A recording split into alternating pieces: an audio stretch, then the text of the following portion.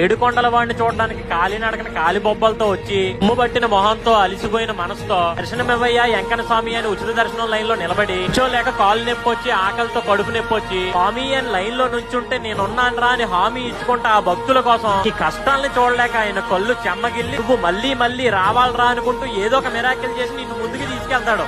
అందుకే ఆపద్ బాంధవుడు అన్న అనాథ రక్షక అన్న అన్ని ఆయనే. ఆంధ్రప్రదేశ్ లో ఉన్న ఈ తిరుమల పేరు ద్వారకా తిరుమల చిన్న తిరుపతిగా ప్రసిద్ధి చెందింది. స్థల పురాణం ప్రకారం ఈ క్షేత్రం శ్రీరాముని తండ్రి దశరథ మహారాజు కాలం నాటిదని చెప్పబడుతుంది. ద్వారకుడు అనే ఋషి తపస్సు చేయగా స్వామివారు ప్రత్యక్షమయ్యారు కాబట్టి ద్వారకా తిరుమల అనే పేరుతో ఈ పుణ్యక్షేత్రం ప్రసిద్ధి చెందుతుంది. తిరుమల తిరుపతి తర్వాత అంతే మహాపుణ్యక్షేత్రంగా ఈ ద్వారక తిరుమలను భావిస్తారు. బాధలో ఉన్నోడు భగవంతుడా అని అరిచిన, బాగున్నోడు బాలాజీ అని పిలిచిన, పలికేది మాత్రం ఆ ఏడు కొండల్లో కొలువై ఉన్న కలియుగ వైకుంఠ వాసుడే. పొద్దున్నే లేచి స్నానం చేసి ఓ బొట్టెట్టుకుని పవిత్రంగా వెళ్దాం, ప్రశాంతతగా తిరిగొద్దాం. ఓం నమో వెంకటేశ.